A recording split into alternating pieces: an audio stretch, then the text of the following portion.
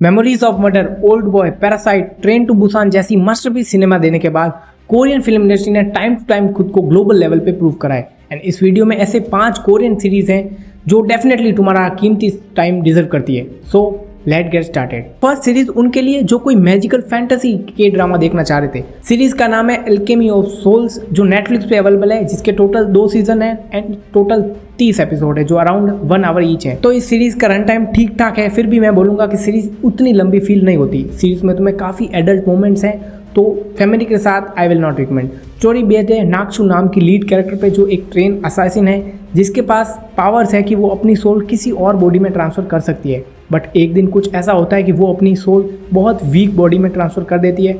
अब वो उस इंसान को ढूंढते ढूंढते जांग यूके से मिलती है। अब कैसे वो दोनों मिलके अपनी प्रॉब्लम्स को सॉल्व करते हैं, सीरीज हमें ये शोकेस करती है। स्पेशली इन दोनों की केमिस्ट्री, उनकी बॉन्डिंग बहुत तुम उसे अप्रिशिएट करोगे। स्पेशली नाक्सू कैरेक्टर को जिसने प्ले किया है, डेफिनेटली वो बहुत ज़्यादा सॉलिड परफॉर्मेंस है। सीरीज के विजुअल एंड सीजीआई काफ़ी अमेजिंग एंड टॉप नॉच है। सीरीज का ओनली नेगेटिव है कि सीरीज में काफ़ी सारे एलिमेंट्स को एक साथ प्रेजेंट करा है, जिससे कहीं कहीं कंफ्यूजन क्रिएट होता है।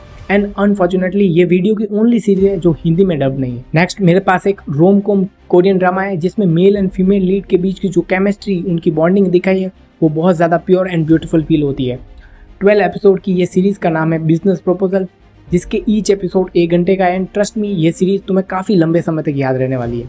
स्टोरी कुछ यूँ है कि सिन हारी एक बहुत बड़ी कंपनी में काम करती है। एक दिन उसकी फ्रेंड अपनी डेट पे उसे भेज देती है एंड वो डेट सिन हारी की कंपनी के सीईओ के साथ होती है।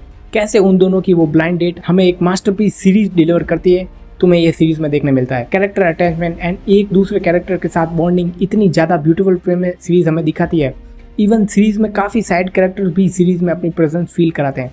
ऊपर से सारे ही कैरेक्टर की आउटस्टैंडिंग परफॉर्मेंसेस हमें सीरीज से हुक करके रखती है। एंड हाँ, इसकी हिंदी डबिंग भी बहुत ज़्यादा इंप्रेसिव है। अगर तुम्हें 500 days of summer, eternal sunshine of spotless mind and before sunrise जैसी मूवीज पसंद है, तो ये सीरीज तुम्हें बिल्कुल भी मिस नहीं करनी चाहिए। अब एक सीरीज उनके लिए जिन्हें लंबे लंबे character arcs and story telling जैसी सीरीज नहीं देखनी, जिन्हें सिर्फ क्विक एक्शन से मतलब है, देन ओनली 6 एपिसोड की ये सीरीज तुम्हारे लिए, जिसका नाम है पैरासाइट द ग्रे।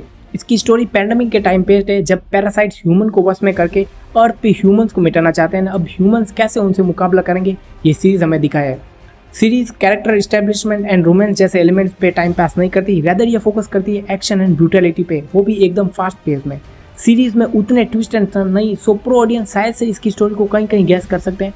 सीरीज एक पॉपुलर एनिमे पैरासाइट पे बेस्ड है, तो अगर तुमने वो एनिमे देख रखी है तो सीरीज की एंडिंग में तुम्हारे लिए एक सरप्राइज है। बाकी सीरीज में ठीक ठाक मिस्ट्री एंड काफी एडवेंचर तुम्हें एक्सप्लेन करने को मिलेगा। सीरीज अच्छी डबिंग के साथ नेटफ्लिक्स पे अवेलेबल है। अगली सीरीज उनके लिए जिन्हें क्राइम इन्वेस्टिगेशन सीरीज देखना पसंद है। सीरीज में भर भर के गालियां, nudity, so better to watch it alone. Story है ली टांग की, जो एक दिन सेल्फ डिफेंस में किसी का खून कर देता है। इसी को छुपाने के लिए उससे और ज्यादा खून हो जाते हैं। इन्हीं सारे मर्डर्स को इन्वेस्टिगेट करता है एक डिटेक्टिव।